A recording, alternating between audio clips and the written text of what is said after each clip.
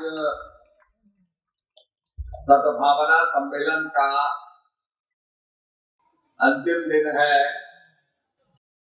और सद्भावना का विस्तार हमारे अंदर निरंतर होना चाहिए। हम अपने घर में सद्भावना चाहते हैं, अपने गांव में सद्भावना चाहते हैं, अपने जिले में सद्भावना चाहते हैं, अपने राज्य में सद्भावना चाहते हैं, अपने देश में सद्भावना चाहते हैं और दुनिया में सद्भावना चाहते हैं। इसलिए हमारा उद्घोष होता है, धर्म की जय हो, अधर्म का नाश हो और प्राणियों में सद्भावना हो। और जब ये होगा तो विश्व का कल्याण होगा। तो कल्याण के लिए सद्भावना बहुत जरूरी है। हमारे ऋषियों ने भी विश्वात्मा प्रभु से ये प्रार्थना की थी, सर्वे भवन्तु सुखिनः। भगवान से प्रार्थना की, विश्वात्मा प्रभु से प्रार्थना की, सबका कल्याण हो। आज आपने देखा होगा जगह जगह अपनी अपनी बिरादरियों की धर्मशाला है, अपने अपने बिरादरियों की गोष्ठियां होती हैं, समितियां बनी हैं, अपने अपने जात की जो है गोष्ठियां होती है। पर हमारे ऋषि इससे ऊपर उठ गए थे। जैसे मैं यहाँ बैठा हूं, आप मुझे देख रहे हैं, मैं आपको देख रहा हूं। अगर हम अपनी एलिवेशन को और बढ़ा लें और ऊपर ले जाएं तो हमें पूरा ये प्रांगण ऊपर से दिखाई देगा, और हम ऊपर चले जाएंगे तो हमें पूरा आसनसोल दिखाई देगा। सैटेलाइट के जरिए और ऊपर चले जाएंगे, ड्रोन की भांति ऊपर चले जाएंगे तो पूरा हमें भारत का भूभाग दिखाई देगा। तो जितनी आत्मा उन्नत होती जाती है, जितनी आत्मा इवॉल्व करती जाती है, उतना समग्र, उतना विशाल हमारा विजन हो जाता है। इसीलिए हमारे ऋषियों ने कहा, सर्वे भवन्तु सुखिनः, सर्वे सन्तु निरामय, सर्वे भद्राणि पश्यन्तु मा कश्चित् दुर्भाग् भवेत्। हे प्रभु, सबका मंगल हो। अभी अभी आपने देखा कि अमेरिका ने टैरिफ लगा दी। अब टैरिफ जो होता है, ये टैक्स होता है कि आप भारत का सामान अगर अमेरिका में बेचेंगे तो उस सामान के ऊपर जो टैरिफ लगेगा, वो टैरिफ अमेरिका वासियों को देना होगा। जैसे आपने देखा विदेश की कारें होती हैं, उस पर कई गुना टैक्स होता है, क्योंकि वो कारें हमारे देश में नहीं बनती हैं, तो उससे काफी ज्यादा टैक्स लगा होता है। तो आप विदेशी कार को खरीदेंगे, जो भारत में नहीं बनी है उसको खरीदेंगे तो आपको बहुत टैक्स देना पड़ेगा। वो आपको देना पड़ेगा, कंपनी नहीं देती है। तो ये सारा जो टैरिफ है, it is a tax on the people. American कुछ खरीदेंगे तो उनका सामान महंगा हो गया। किसी भी देश में आदमी खरीदेगा तो उसका सामान, अमेरिका का सामान महंगा हो जाएगा। तो आपने देखा किस प्रकार से चीजें महंगी हो गई और पूरे दुनिया के अंदर बड़ा अजीब सा वातावरण हो गया। क्या हो रहा है? भारत में भी दबाव डाला गया कि आप रूस का तेल नहीं खरीदेंगे, क्योंकि उससे रूस को लाभ हो रहा था। उन्होंने कहा, आप रूस को तेल खरीद रहे हैं तो आप जो है यूक्रेन और रशिया वॉर को आप फंड कर रहे हैं। जो रशिया यूक्रेन पे लड़ाई कर रहा है, ये उसमें भी आपकी सहायता हो गई। भारत कहता रहा कि भाई हमसे ज्यादा तेल ज्यादा तो चीन खरीदता है, तो चीन का भी योगदान हो गया और हमसे ज्यादा जो गैस है, नेचुरल गैस है, वो तो यूरोप खरीद रहा है रशिया से। तो क्या वो फंड नहीं है? तो अब सवाल है कि एक नदी बह रही थी, नीचे एक बकरी जो थी वो पानी पी रही थी, ऊपर शेर खड़ा था, शेर पानी पी रहा था। तो शेर ने कहा, मुझे तो बकरी मारनी थी। उसने कहा, बकरी बकरी तेने मेरा पानी जूठा कर दिया। बकरी ने कहा, भाई आपको राजा है, मैंने पानी कैसे जूठा किया? ये तो आपका पानी आपकी तरफ से बहता हुआ नीचे आ रहा, तो मैंने जो पानी पिया इससे ये नदी कैसे जूठी हो गई? तो शेर कहता है, तेने नहीं किया होगा तो तेरे पुरखों ने किया होगा, मैं तो तुझे मारूंगा। तो वही स्थिति बन गई। और आप देख ही रहे दुनिया के अंदर क्या स्थिति पैदा हो गई। तो अगर संत शांति की बात ना करते, ज्ञान की बात ना करते, आत्मज्ञान की बात ना करते, तो संसार जग उठता। तो कहने का मतलब यह है कि शांति की बात करने वाले, इसीलिए भगवान कहते हैं गीता में, किसी चीज का बीज नाश नहीं होता। कहीं ना कहीं अध्यात्म की चेतना फैलाने वाले संत होंगे। वैसे तो कथा सुनाई जाती है, कथा के अंदर किसी का प्रसंग लेके सुना दिया, किसी संत की चमत्कारिक घटना सुना दी, पर इससे जो है अपने हृदय के अंदर जो ज्ञानाग्नि है वो प्रज्वलित नहीं होती। ज्ञानाग्नि कैसे प्रज्वलित होती है? जब गुरु महाराज ज्ञान देते हैं। ज्ञान अंजन सद्गुरु दिया, अज्ञान अंधेर विनाश, हरि कृपा के संत भेटिया, नानक मन प्रकाश। ये गुरु महाराज ने ज्ञान का अंजन लगाया, अज्ञान अंधेर विनाश, और अज्ञान का जो अंधकार है वो दूर कर दिया। तो हमारे संतों ने कहा कि नानक मन प्रकाश, जब हृदय के अंदर प्रकाश होगा, मन के अंदर प्रकाश होगा, तो सारी दुविधाएं खत्म हो जाएंगी। जब सद्गुरु महाराज ज्ञान देंगे। बंदो गुरुपद कंज कृपा, सिंधु नर रूप हरि, महामोहतम कुंज जासु वचन रवि कर।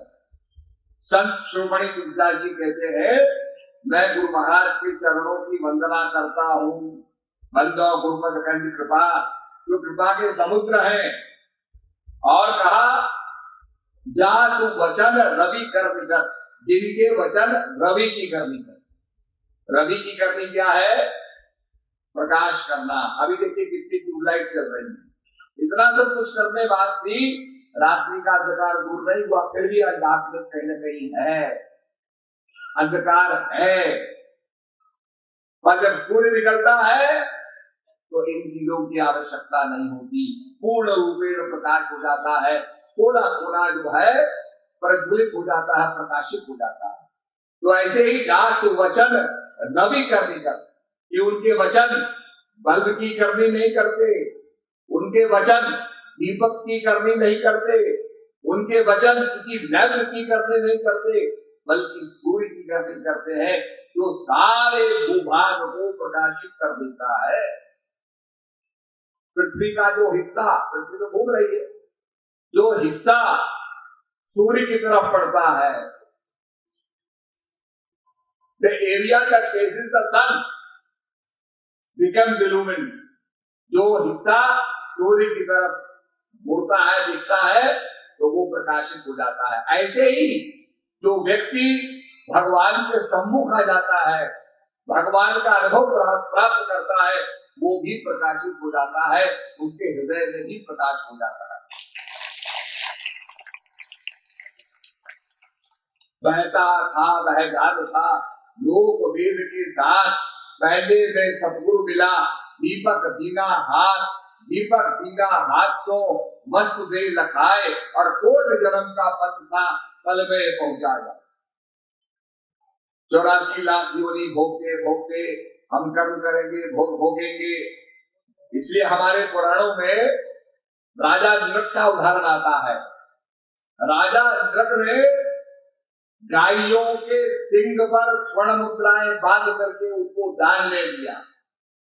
पर दान देते देते कुछ गायें ऐसी भी थी जो बूढ़ी थी, तो बूढ़ी गाय का तो कोई पुण्य नहीं मिलेगा, तो आपको अपयश मिलेगा।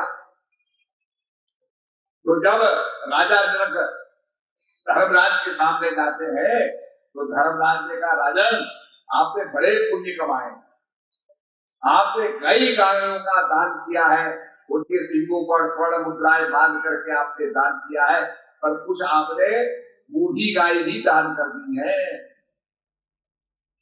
अब आपको थोड़ा सा नरक भोगना पड़ेगा उसके कारण। तो आप पहले नरक भोगना चाहेंगे या स्वर्ग भोगना चाहेंगे? तो राजा नरक कहते हैं कि क्षण मात्र का थोड़ी देर का नरक भोग लेंगे, बाद में तो स्वर्ग में रहेंगे। हर आदमी ऐसा ही सोचता है। तो ये बताते हैं पुराण कि वो नरक में जाते हैं और नरक में उनको गिरगिट की योनि मिलती है।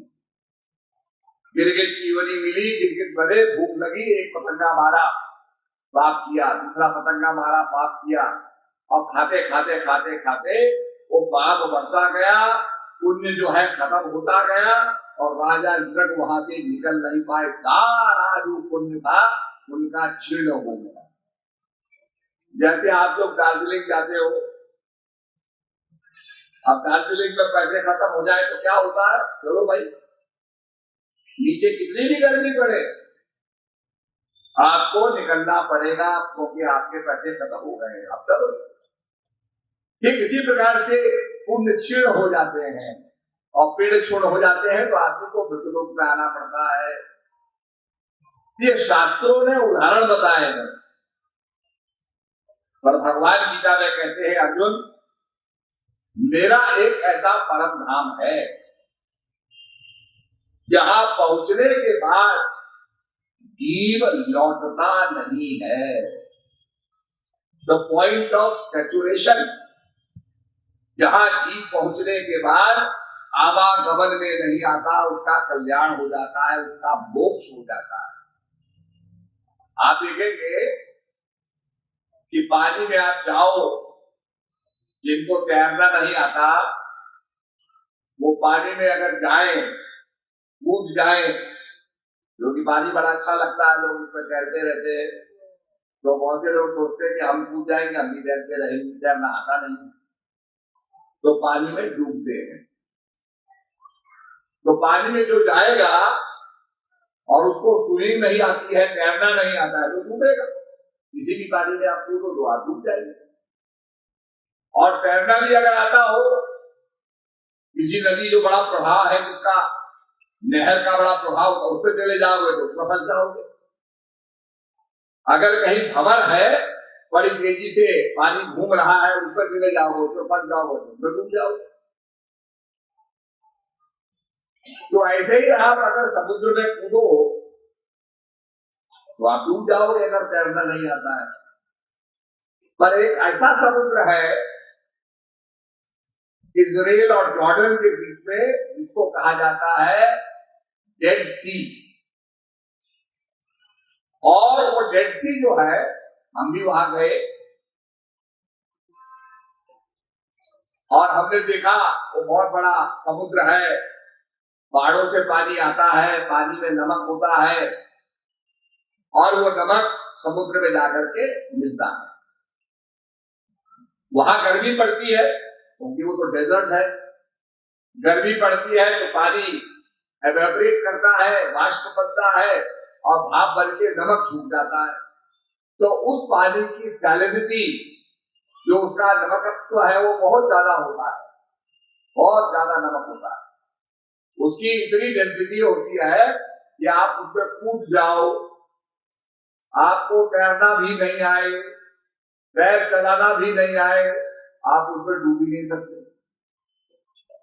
क्योंकि उसकी डेंसिटी इतनी ज्यादा है।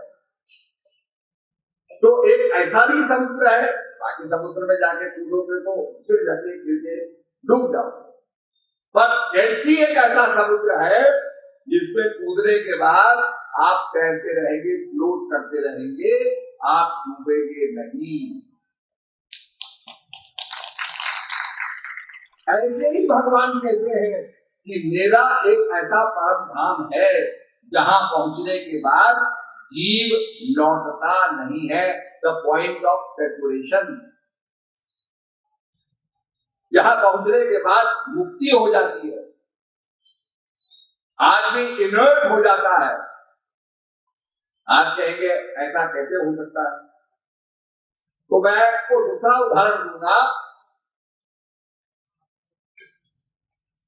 और वो यह है कि जब बिजली कड़कती है, रोशनी होती थी, तो वैज्ञानिकों ने इलेक्ट्रिसिटी को खोजा कि भाई बिजली कड़कने से, इलेक्ट्रिसिटी से रोशनी होती है। अगर हम बिजली को प्रभावित करें और एक तार में करें तो तार लाल होकर ग्लो करने लगेगा। तो उन्होंने क्या किया, तार को लिया, बिजली प्रभावित की, तार गर्म हो गया और इतना गर्म हो गया कि वो जल गया। तो वैज्ञानिकों ने कहा कि भाई ऐसा करो, इसके जलने का कारण ऑक्सीजन है, वायुमंडल में ऑक्सीजन है, ऑक्सीजन निकाल देंगे तो जलेगा नहीं। तो उन्होंने एक बल्ब का निर्माण किया जिसमें से ऑक्सीजन को निकाल दिया, हवा को निकाल दिया, इलेक्ट्रिसिटी को प्रभावित किया, तो बल्ब जलने लगा, वो लाल हो गया, लाल होकर रोशनी देने लगा। पर आपको पता है किसी बल्ब के अंदर से हवा निकाल दो तो उसको संभालना, उसको सुरक्षित रखना बड़ा डिफिकल्ट हो जाता है, बड़ा कठिन हो जाता है। तो वैज्ञानिकों ने कहा भाई कौन कौन सी गैसेस है जो इनर्ट है, जो केमिकली कंबाइन नहीं करती है, जो बिल्कुल मुक्त है, वो केमिकली कंबाइन नहीं करेंगी। तो लोगों ने नियॉन गैस के बारे में, आर्गन गैस के बारे में, क्रिप्टॉन गैस के बारे में जानकारी प्राप्त की और बल्ब के अंदर वो neon gas, krypton gas, argon gas डाल देते हैं और हवा को निकाल देते हैं, और जब आप बिजली प्रभावित करते हैं तो वो जलने लगता है। बल्ब उसी का परिणाम, उसके अंदर ऐसी गैस है जो केमिकली एक्ट नहीं करती। तो हम ऐसी इनर्ट अवस्था में पहुंच जाते हैं कि संसार में फिर पुनरपि जन्म पुनरपि मरणम ये नहीं होता है, आना जाना नहीं रहता है। We become inert, जिसको मोक्ष पद कहा या तुर्या कहा। तो ये हमारे संतों ने ये बात विचार रखा है और इसका ज्ञान सदगुरु महाराज देते हैं। बंदों गुरुपद कंठ कृपा सिंधु रूप हरि, जो सूर्य के, जिनकी वाणी सूर्य का काम करती है, प्रकाश का काम करती है। और तुलसीदास जी ने इसमें बात और भी कही है, सूर्य का फंक्शन केवल अंधकार दूर करना ही नहीं है। अगर आप साइंटिफिकली देखेंगे तो जब सूर्य की रोशनी पड़ती है और ये हमारे पत्तों को पड़ती है, जो पेड़ों के पत्ते होते हैं जिसमें हरा पदार्थ होता है, उसके अंदर होता है क्लोरोफिल। जो ग्रीन मैटर है ये हरा पदार्थ क्लोरोफिल है, और क्लोरोफिल पे जब धूप पड़ती है तो फोटोसिंथेसिस होता है।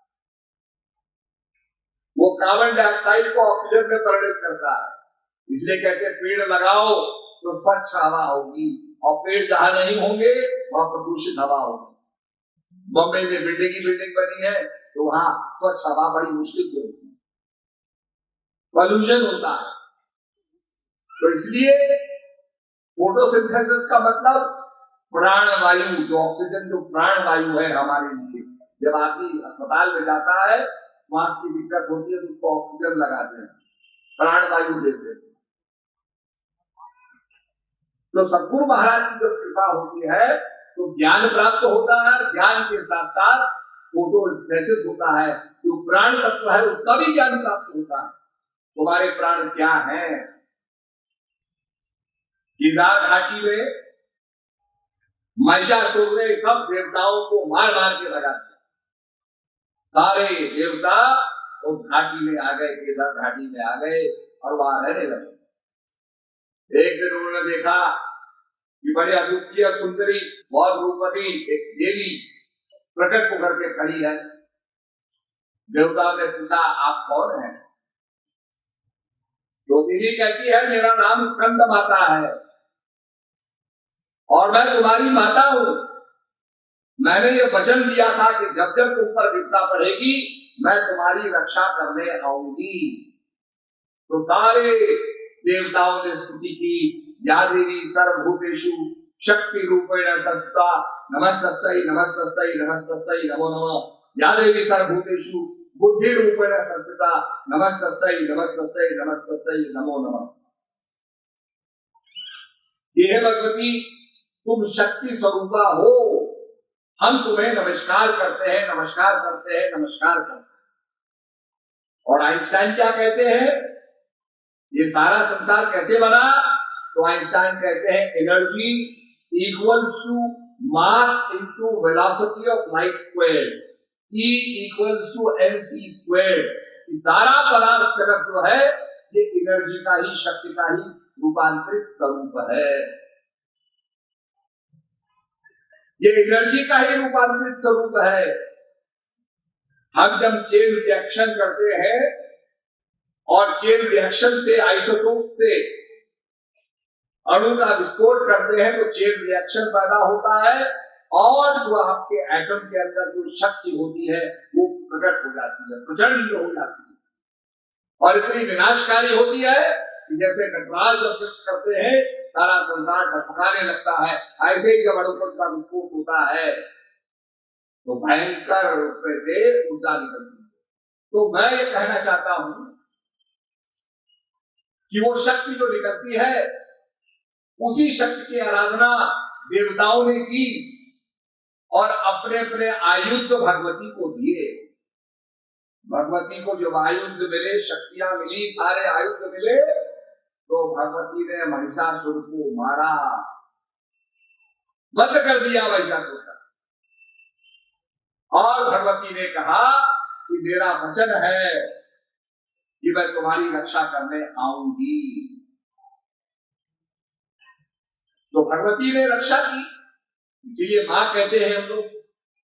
तो आपका भारत तो ऐसा था कि लोग वहां आते थे, उत्तर पथ सारे एशिया के यात्री कुरुक्षेत्र में आते थे क्योंकि वहां पर भगवान ने गीता का ज्ञान दिया था और वहां पर एक बहुत बड़ा तीर्थ बना हुआ। अगर आप यात्रा करें यहां से थाईलैंड जाए तो थाईलैंड का एक एयरपोर्ट है स्वर्णभूमि एयरपोर्ट। उसके अंदर इतना बड़ा ये पंडाल है, लगभग इसके बराबर एयरपोर्ट के अंदर आप देखेंगे समुद्र मंथन का मूर्तियां लगी हैं।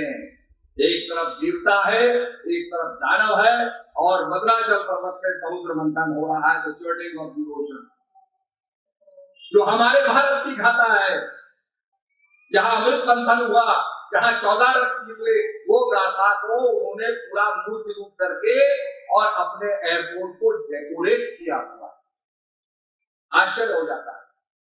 उसके बाद आप जाएंगे तो एंकॉर रोड में आपको वहां पर बहुत बड़ा शंकर जी का मंदिर मिलेगा। आगे जाएंगे तो आपको कई मंदिर मिलेंगे और बाली में आप जाएंगे तो वह बाली की करेंसी में आपको गणेश जी महाराज मिलेंगे। It is a Muslim country और उनके नोट में गणेश महाराज की फोटो है। तो ये पूरा सनातन का प्रभाव था। सिंगापुर जो कि वहां शेर देखा गया तो सिंगपुरा का नाम बदल के सिंगापुर हो गया। इंडोनेशिया इंडिया का एशिया इंडोनेशिया बन गया, जिसे बाली कहते हैं। वहां पर बहुत भव्य मंदिर बना हुआ है भगवती का, शंकर जी का, विष्णु भगवान का। और जब वहां नमस्कार करते हैं तो सबसे पहले बोलते हैं हाथ जोड़ के ओम स्वस्ति अस्तु।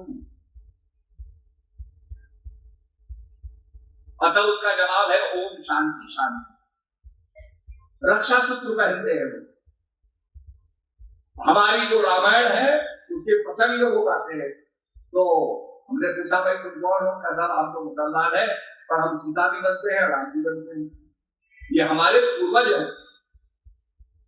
तो आपकी संस्कृति, आपकी जो नॉलेज है, आपका सनातन जो है, ये पूरे एशिया के अंदर फैला हुआ है और सनातन तो आधार रहा है। आप हिस्ट्री को देखिए, वेदास सबसे एंशिएंट बुक्स है, उसके बाद और संस्कृतियां आती है, उसके बाद क्राइस्ट का आविर्भाव हुआ, उससे पहले ज़ोरास्ट्र में पारसियों का आविर्भाव हुआ, जूडाइज्म का आविर्भाव हुआ, उसके बहुत बाद जाकर के फिर बुद्ध का आना हुआ, उसके बाद जो है आपका क्रिश्चियनिटी का आना हुआ, उसके बाद इस्लाम का आना।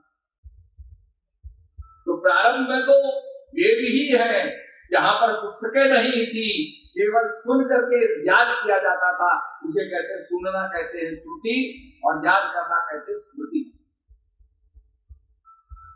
तो हमारे संत उस ज्ञान की चर्चा करते हैं, कहा राम तपस्या त्रिदारी नाम कोट फल कुमत सुधारी। भगवान राम ने तो एक तपस्वी नारी का उद्धार किया, अहिल्या का उद्धार किया, जस्ट वन लेडी, एक नारी का उद्धार किया, और नाम कोट फल कुमत सुधारी। और नाम में तो वो प्रभु का जो नाम है, एनर्जी जो है, उसने तो कई करोड़ों का उद्धार कर दिया। राम बटोरा श्वेत हेतु श्रम तीन धोरा। भगवान राम ने श्वेत रामेश्वर का पुल बनाने के लिए भालू मानवों को एकत्रित किया और कहा नाम ले तो भव सिंधु सुखाई, नाम लेने मात्र से भव सागर ही सूख जाएगा। करो विचार सुजन मनमानी है, सज्जनों अपने मन में विचार करो, वो नाम की जो इंपॉर्टेंस है, नाम का जो महत्व है। और नाम शब्दों में नहीं आता, महापुरुष उसी नाम की चर्चा करते हैं। शंकर भगवान, ये आता है कि कैलाश पर्वत पर बैठे ध्यान कर रहे हैं, महामंत्र जो जपत महेशु काशी मुक्त हेत उपदेशु। महामंत्र का वो जाप कर रहे हैं। वो महामंत्र क्या है? जब पार्वती ने पूछा शंकर भगवान से कि प्रभु सारा संसार तो आपका ध्यान करता है, आप ये क्या कर रहे हैं आंखें बंद करके? तब शंकर भगवान कहते हैं हरि व्यापक, जो हरि है, जो पापों का हरण करने की क्षमता रखता है, वो व्यापक है, ऑम्निप्रेजेंट है। हरि व्यापक सर्वत्र समाना, इट इज एवरीवेयर, ऐसी कोई जगह नहीं है जहां नहीं है। हरि व्यापक सर्वत्र समाना, और प्रेम से प्रकट हो तो मैं जाए, वो प्रेम से प्रकट होता है। जैसे आप दही को भिगोते हैं, उसमें से मक्खन निकलता है, ऐसे वो प्राणों के भिगोने से वो मक्खन निकलता है। तो इसीलिए साधना की जाती है, और साधना का ज्ञान गुरु महाराज से प्राप्त किया जाता है। तो हमारे शास्त्र उस नाम की महिमा बताते हैं। आपने देखा होगा, किसी को बुलाना हो तो कहते हैं अमुक नाम, अमुक नाम के तो कई हो सकते हैं। फिर आता है उसके पिताजी का नाम, तो वही व्यक्ति जो होगा वो आगे आएगा जिसका नाम पुकारा जा रहा है। ऐसे हम प्रभु के नाम को भजेंगे तो प्रभु भी हमारे सामने प्रकट हो जाएंगे, मैनिफेस्ट करने लग जाएंगे। तो संत यही चीज समझाते हैं, और जीवन में इसी को समझना है।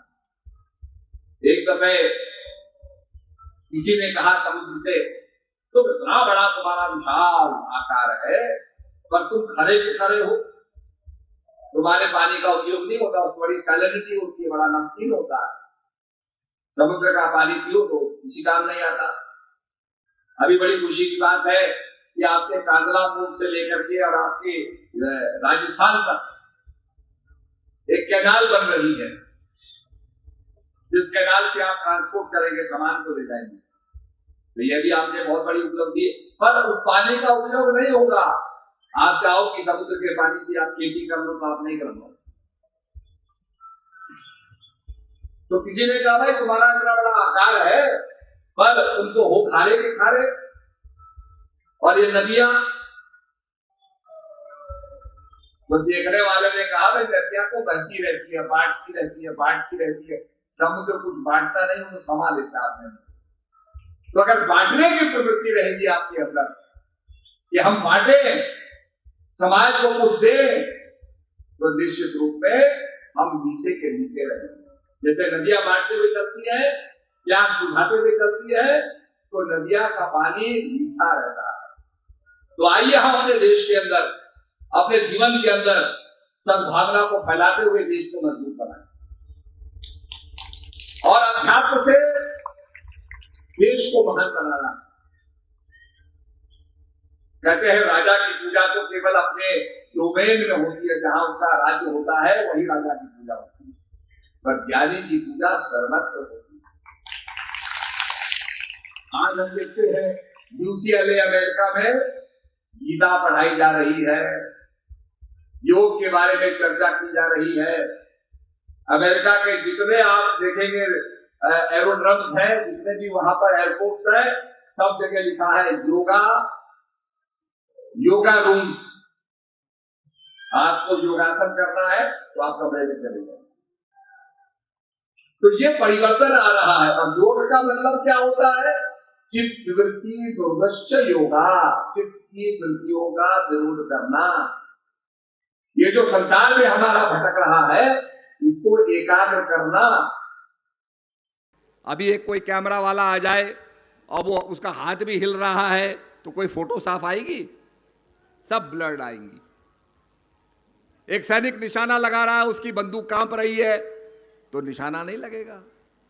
ऐसे ही भक्ति के अंदर अपने मन को एकाग्र करना है। मन दिया तह सब दिया, मन के लार शरीर, अब देवन को कुछ नहीं, कह गए दास कबीर।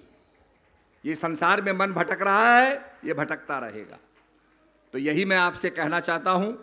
और बड़ी प्रसन्नता की बात है कि हम यहां पर 350वां गुरु तेग बहादुर जी का जो है जयंती मना रहे हैं। गुरु तेग बहादुर जी, उनका अगर आप जीवन का वृतांत सुने तो बड़ा अपने आप में अनुभव है। गुरु महाराज ने अंतिम समय जब शरीर छोड़ा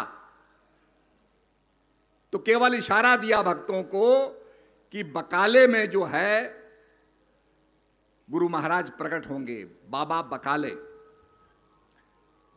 अब क्या हुआ? बहुत से साधु संत बकाले चले गए, दुकानें खोल दी उन्होंने कि हम भी बाबा जी हैं, हम भी गुरु जी हैं, हम भी गुरु जी हैं। कई दुकानें खुल गई।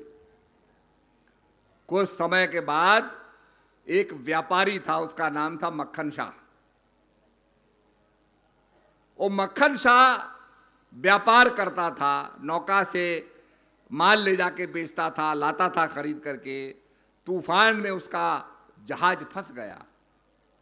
उसने वहां गुरु महाराज से अरदास की कि हे सच्चे बादशाह, मेरी नौका को बचाओ, मेरे माल को बचाओ, मेरी रक्षा करो। और आपने मेरी रक्षा की तो मैं 500 अशर्फियां चढ़ाऊंगा आपको। उसकी रक्षा हो गई, बड़ा खुश हुआ, लौटा। उसने कहा गुरु महाराज कहाँ हैं? तो लोगों ने कहा बकाले में गुरु मिलेंगे भाई। बकाले पहुंचा।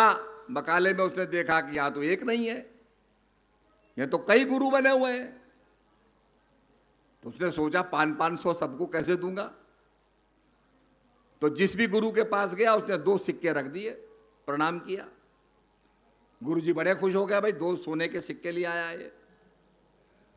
ऐसे करते करते उसने सब जगह 2 सिक्के बांट दिए, पर उसको तसल्ली नहीं हुई, सच्चे गुरु का साक्षात्कार नहीं हुआ। तब उसने किसी से पूछा कि भाई कोई और भी गुरु है यहां? ये सबकी दुकान तो मैंने देख ली। उन्होंने कहा जी एक पागल तेगा जी हैं, वो ध्यान करते रहते हैं, साधना करते रहते हैं, एक कमरे में हैं, पेड़ के नीचे हैं, जाके देख लो उनको, वही बचे हैं बस। तो मक्खन शाह गया, वहां जाके उसने प्रणाम किया और 2 सिक्के रखे। जैसे 2 सिक्के रखे, गुरु तेग बहादुर ने आंखें खोली, कहा कि मक्खन शाह, तैने तो 500 सिक्कों का वायदा किया था, तू तो 2 सिक्के रख के जा रहा है। इतना कहना था, मक्खन शाह जो है एकदम खुशी से झूम उठा और बाहर निकला और उस मकान पर चढ़ के उसने कहा, गुरु लादो रहे, गुरु लादो रहे। गुरु महाराज मिल गए, सारी संगत के सामने उसने बखान किया। तब गुरु तेग बहादुर जी जो थे वो गुरु गद्दी पे बैठे। अब गुरु गद्दी पे बैठने के बाद उनके पास कश्मीरी ब्राह्मण आए कि महाराज, ये बादशाह ने फरमान निकाला है कि हमारा धर्म बदला जाएगा, हमें धर्म परिवर्तन करना होगा। तो गुरु महाराज ने कहा, अपनी आहुति दी, बलिदान दिया, सैक्रिफाइस तो करनी होगी। अभी तेजस के अंदर देखो, हम श्रद्धांजलि देते हैं उस चालक को, दुबई एयर शो के अंदर जिसका प्राणांत हुआ, उन्हें श्रद्धांजलि देते हैं। तो कुर्बानी करनी पड़ती है। तो उन्होंने कहा, जाओ बादशाह से कह दो कि अगर मैं धर्म बदलूंगा तो तुम भी बदलोगे। तो गुरु महाराज अपने शिष्यों को लेके गए। तो गुरु महाराज को भयभीत करने के लिए एक शिष्य को तो आरे से चीर दिया उन्होंने। They cut him with the saw, पेड़ों के बीच में बांध के सिर से आरा चला के मार दिया। एक के ऊपर रुई लपेटी और जिंदा जला दिया, और एक को गरम तेल में खौला के मार दिया, और फिर कहा, महाराज धर्म बदलो, तुम्हें भी मारेंगे। गुरु महाराज ने स्वीकार नहीं किया, और उनको आज हम हिंद की चादर कहते हैं, हम जय हिंद कहते हैं, और वो हिंद की चादर थे। अपना सिर कटा दिया पर अपना धर्म नहीं बदला। तो ऐसे ऐसे महापुरुष, कुर्बानी देने वाले। गुरु गोविंद सिंह जी के 4 पुत्र थे, 2 लड़ाई में मारे गए और 2 दीवाल में चिनवा दिए, जिंदे चिनवा दिए। तो क्रूरता की गाथाएं बहुत हैं, और क्रूरता तो हो ही रही है। यही मैं कहता हूं, जब जब होए धर्म की हानि, बाढ़ई असुर अधम अभिमानी। अभी क्या हुआ लाल किले में? धमाका हो गया, मार दिया लोगों को। तो बाढ़ई असुर अधम अभिमानी, तो पॉजिटिव शक्ति आएगी, देश को बचाने वाली शक्ति आएगी, मानवता को बचाने वाली शक्ति आएगी। तब तब प्रभुधर मनुष्य शरीरा, हरे कृपा नदी सज्जन पीरा। तो इसलिए प्रेमी सज्जनों, आज महापुरुषों को जानने की बात है, महापुरुषों के रास्ते पर चलने की बात है। जिस समय युधिष्ठिर महाराज जाते हैं, पानी लेने लगे, तो यक्ष कहता, ठहरो, पहले मेरे प्रश्न का जवाब दो। तो पूछा, क पंथा, व्हाट इज द वे, क्या रास्ता हमें अडॉप्ट करना चाहिए? तो युधिष्ठिर महाराज कहते हैं कि हमारे शास्त्र भी अलग अलग हैं। तर्को प्रतिष्ठा श्रुतियों विभिन्ना, नैको ऋषि सम्मतम प्रमाणम, धर्म सतत्वम निहतम गुहायाम, महाजनो ये न गता सपंथा। एक तर्क दूसरे तर्क से कट जाता है। One logic cancels the other logic. ऋषियों के भी अलग अलग मत हैं, और धर्म का तत्व बड़ा गूढ़ है। तो ऐसी स्थिति में महाजनो ये न गता सपंथा, जिस रास्ते पर भगवान राम चले, जिस रास्ते पर भगवती चली, जिस रास्ते पर भगवान कृष्ण चले, जिस रास्ते पर विवेकानंद जी चले, उस रास्ते पर चल करके हमें ज्ञान प्राप्त करना है, देश को महान बनाना है और अपना उत्थान करना है। सबसे बड़ी बात है कि सेवा हमें करनी चाहिए, सेवा का भाव हमारे अंदर होना चाहिए। जो करेगा सेवा, उसे मिलेगा मेवा।